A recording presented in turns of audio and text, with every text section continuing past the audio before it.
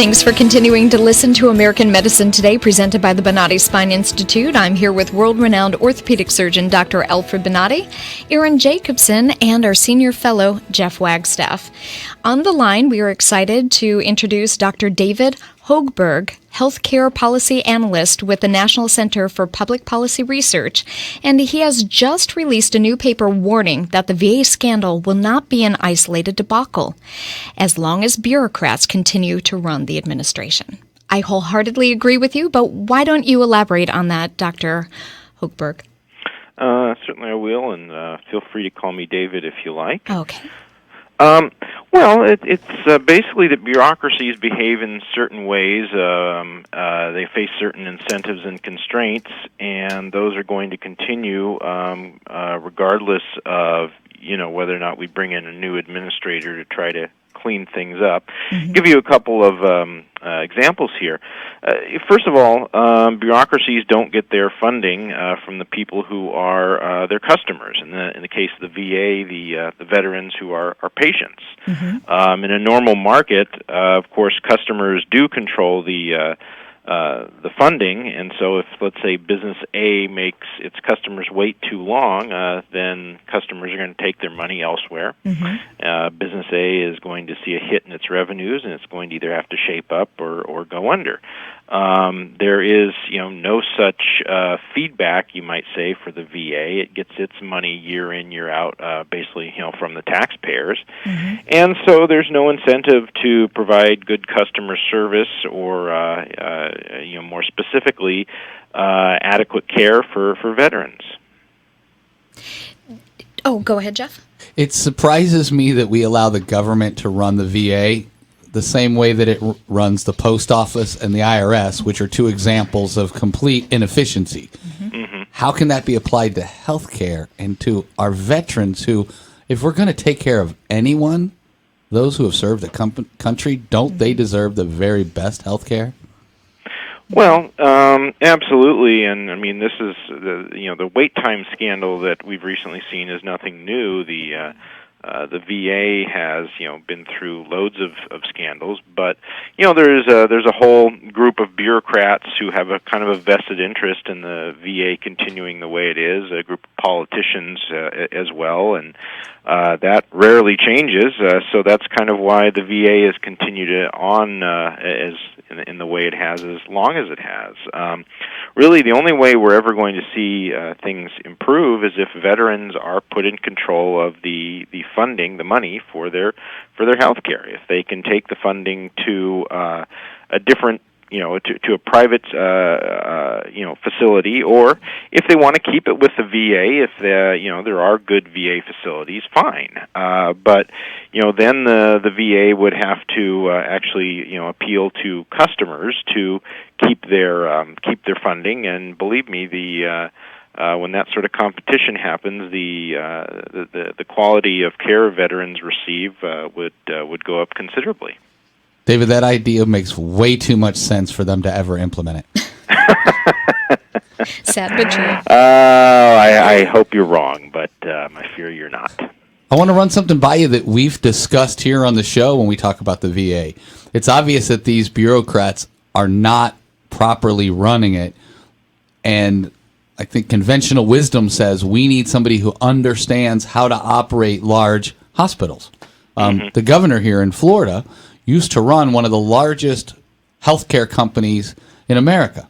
Mm-hmm. I wonder if he might not be someone uniquely qualified, understanding the way government and politics works, but also understanding how to run a commercial hospital. I wonder if Governor Scott may have some unique skill sets that could help him turn that around, or at least contribute to turning it around. Well, he might, but there was a gentleman by the name of Ken Kaiser who was Undersecretary for Health in the VA in the 90s under Clinton. And he made some changes which improved the VA for a while. But whatever changes someone like that makes, I mean, one, that person who's running the VA isn't going to be there forever. and two, the incentives and constraints that bureaucracies face, just sort of reassert themselves over time. Let's talk about one other here that I think led to this scandal. As you may well know, the VA had a 14-day wait time standard. That is, that patients were supposed to be able to see a physician within 14 days.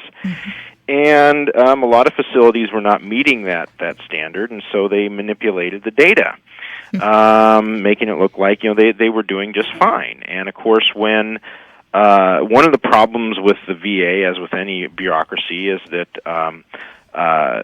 the employees have civil service protection, which makes it very difficult to fire them. And so when having a good data is dependent, or getting bonuses and promotions and so forth is dependent on having good data on your wait times, and you don't have it. But you can have it if you cheat, basically, and there is no punishment for cheating. Well, it doesn't take a genius to figure out what's going to happen. And I don't want to suggest that every government employee is dishonest, or everyone at the VA is dishonest. I suspect most of them are honest, but most people are not criminals, nor are they saints. And when there's no punishment Safeguards for dishonesty, you're going to get some more of that. You would think that, pardon me, you would think that they would have some sort of safeguards put out there to make sure that the documentation they're providing is accurate and not made up. Well, apparently they don't. That's sad. I mean, you can have all the safeguards you want, but there's always ways to get around them. Just about any safeguard that you put up, and to the extent to which they're willing to do it is, if their job is, if basically there's no consequence for cheating, then if you don't get fired for it, you're going to see it more often. These are people's lives. Really, I mean, being able to fire the employees is really probably the only reasonable safeguard against it. Correct, because it's not like any other job where it's just paperwork and it still would be wrong. Don't get me wrong, I'm not saying that would be correct, but when you're dealing with people's lives and there's no accountability, and people are dying. There was I can't remember the big financial firm, but there was a scandal involving manipulating data with what's known as LIBOR rates, and they fired a bunch of guys who were involved in it. Right. And that's arguably not life and death. I mean, that's what happens in the private sector, and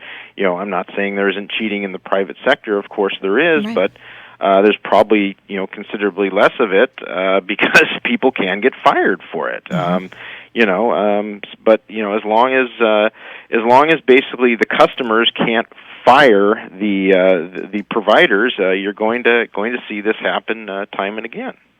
David, as a healthcare policy analyst, you are uniquely qualified to kind of have that 50,000-foot view of our healthcare system. The $1 million question: what's the answer? How do we fix it? Oh boy, I'm reluctant to always to answer those questions, because when you're dealing with a nation of 300 million people, 316, I guess now, with so many people having different desires and needs and wants, and there being no one healthcare answer for everyone. I just think the one thing that we should do more often is put patients directly in control of the resources of paying for health care, whether that's small things like just visiting your primary care doctor, or even large things like heart operations or hip operations and so forth. I think that would lead to more competition, drive down costs, and lead to more innovation among providers to find ways to improve quality and keep costs down. So, if that's that's the one thing that I push hard when I can. But I really want a system where 300 million people can find their own answers, which is what we need. Well, thank you, David, for joining us. We appreciate you taking the time. Certainly, we might call back on you to talk at another point. Okay. So thank you. Thank you for your input. And let me just say, if any of your listeners want to read our stuff, we're at nationalcenter.org. Nationalcenter.org. Thank you very much. And that was Dr. Hoberg, the healthcare policy analyst with the National Center for Public Policy Research. So thank you for joining us, Doctor. Thank you. And once again, you're listening to News Radio 970 WFLA, American Medicine Today. If you or someone you know has headaches, neck, back, or sciatic pain, they can reach out to the Bonati Spine Institute at 855-267-0483 or visit Bonati.com. Keep in mind, if you're on Twitter, you can tweet at Dr. Bonati or hashtag American Medicine Today.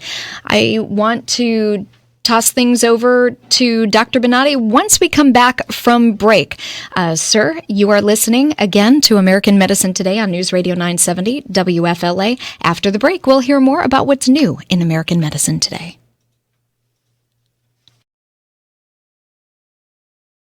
Revolutionary in his field, Dr. Bonati created, perfected, and patented the Bonati spine procedures. Using his genius, Bonati invented precise tools necessary to minimize surgery, scarring, anesthesia, and recovery.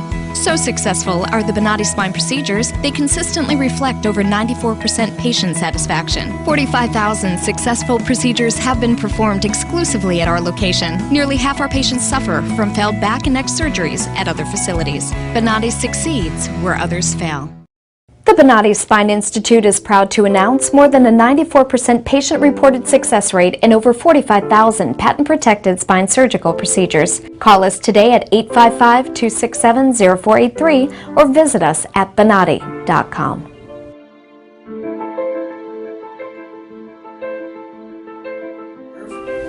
All my pain is gone.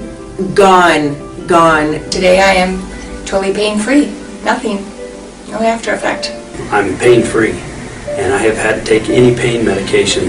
Today I am pain-free for the first time in over a year, and it is so awesome. I only wish I'd known about it earlier.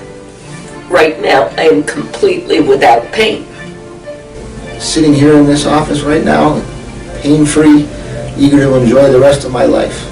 I am feeling great. I feel 100% better, like a new person. Today I feel absolutely fantastic. It's just incredible, the relief I feel right now. Today I'm completely pain-free. During the procedure, I literally felt the pain melt away. It was fantastic. I feel so good. It took care of my headaches instantly. It's incredible. It's really incredible. It gave me my life back. It's just wonderful. I feel fantastic. It is just absolutely amazing. So I'm hoping to be climbing hills in a few weeks.